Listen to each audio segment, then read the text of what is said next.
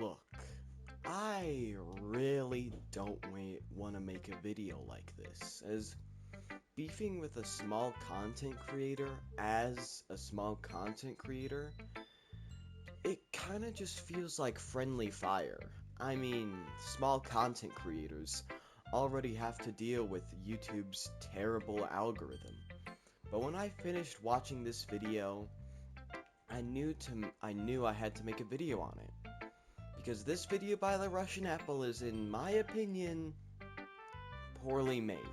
I get that it's a rant video, and rant videos typically don't have a very good structure, but I don't really have a problem with that. My main problem is what is actually being said. So without further ado, this is why the Russian Apples I don't really like Forsaken right now video is not very good. Just a little disclaimer before the video starts, do not go and harass the Russian Apple. Just because this video isn't very good does not mean that he deserves to be treated terribly. Also, I do not support the actions of Soul-Driven Love or Hitoko and Basil. This video is not a defense on them, but a critique on the Russian Apple's video. I also highly recommend you watch the Russian Apple's video before this one, as due to the limitations of my editing software, I cannot show clips from his video. The video will be linked in the description if you are interested in it. Alright, enough stalling. Let's actually get into the video. Alright, so I want to go section by section of the Russian Apple's video and say what I think are good points and what I think are bad points. So first, he talks about the soul-driven love situation, which I don't really have much to say about, as most of the things that the Russian Apple talks about are pretty good. I mean, yeah, of course it's a bad thing that such a horrible person gets 25% of the game's revenue. However, there is one thing that he says that is really stupid in my opinion. So, he talks about the NDA that Hitoko and Basil signed that made him unable to talk about the 25% of the game's revenue going to Soul-Driven Love. But the way he talks about the NDA makes it sound like Hitoko and Basil willingly signed the NDA to protect himself from the bad reputation that would come with having everyone know that he was giving Soul-Driven Love 25% of the game's revenue. This is just not true. Hitoko and Basil did not want to sign the NDA. They signed it because it was the only way that they could get ownership of the game. Now, the Russian Apple does have some text that flashes on the screen saying that he did know that Hitoko and Basil were backed into a corner, but in my opinion, this is just not enough. The Russian Apple has 13.k subscribers at the time of recording, which means he has a decently large voice, and that voice comes with a responsibility to give people the right information, because I guarantee most people watching that video are not going to pause the video to read that little blurb of text. What the Russian Apple should have done was completely edit that part of the video out and replace it with him actually saying what he meant. Also, one more point before we move on to the next section of the Russian Apple's video. He says that the burner account that originally leaked the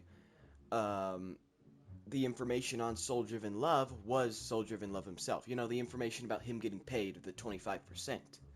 Now, this is a bit more opinion-based on my part, but there's no way that this account was Soul-Driven Love.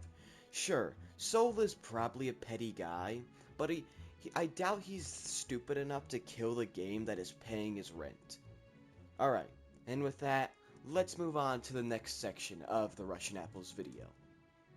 So, next, the Russian Apple talks about the developers being lazy and focusing way too much on skins instead of actual new content for the game. First, he complains about the Slasher update not adding any new content besides skins, which I agree with because the Slasher update, in my opinion, should have redesigned Jason into not being the worst killer in the game.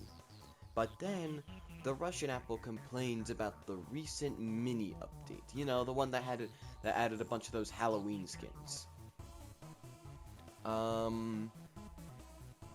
Also not adding any content into the game. Now, I don't know what his definition of mini update is, but I think not adding any content in this mini update is fine, because the mini update never promised to be anything big. It didn't promise to be a big update that would add new content besides skins. Hell, it wasn't even announced in the Discord server before the update dropped. The mini update never promised to be anything big, and I think expecting it to be something big is completely unreasonable, because it's in the name, a mini update. Alright, kind of a short part of the video, but let's just move on. Okay, so far, this video really hasn't been that bad. Mostly it's been good points with one or two bad ones. But this next section right here, this section is the reason I made this video. Because, genuinely, the Russian Apple only makes one good point here. So, the next section of the video is about the several copyrighted characters in Forsaken. So, he talks about the slasher update being mid, and his redesign should have come with a bigger update, like the Guess 666 and Veronica update. Or Veronica, I don't know how it's pronounced. Then he talks about the reason that Jason had to get redesigned, which is because the devs were worried about copyright. He then proceeds to say that Jason wouldn't have gotten Forsaken copyright struck because Jason has been in Survive and Kill the Killers in Area 51, the game that Jason was based on, for years. Look, Forsaken is much more popular than Survive and Kill the Killers in Area 51 ever was. And while Survive and Kill the Killers in Area 51 has been around for much longer, if a Roblox game doesn't get popular enough, it's likely that the creators of any original IP will never hear about their IP being used. That's why tiny games like obbies based around various copyrighted IPs don't get taken down. The Russian Apple then proceeds to say that the devs should have thought about this before making Jason one of the killers.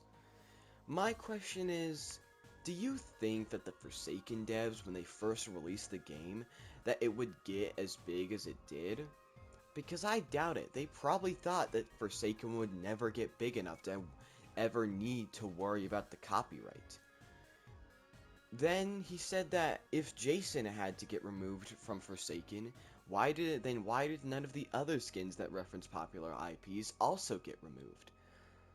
That's probably because the other skins, at least this is more theory based on mine, so take this with a grain of salt, but to me that's probably because the other skins that reference copyrighted IPs are a much smaller part of Forsaken, usually contained to one skin or two, compared to Jason, who was a whole killer with a much bigger role in the game.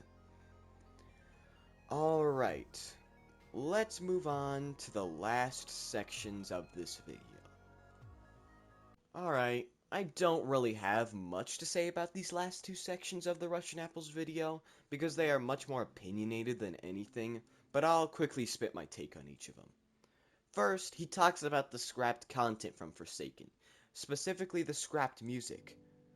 And in my personal opinion, I find the old music composed by MTF Guy to be kind of generic.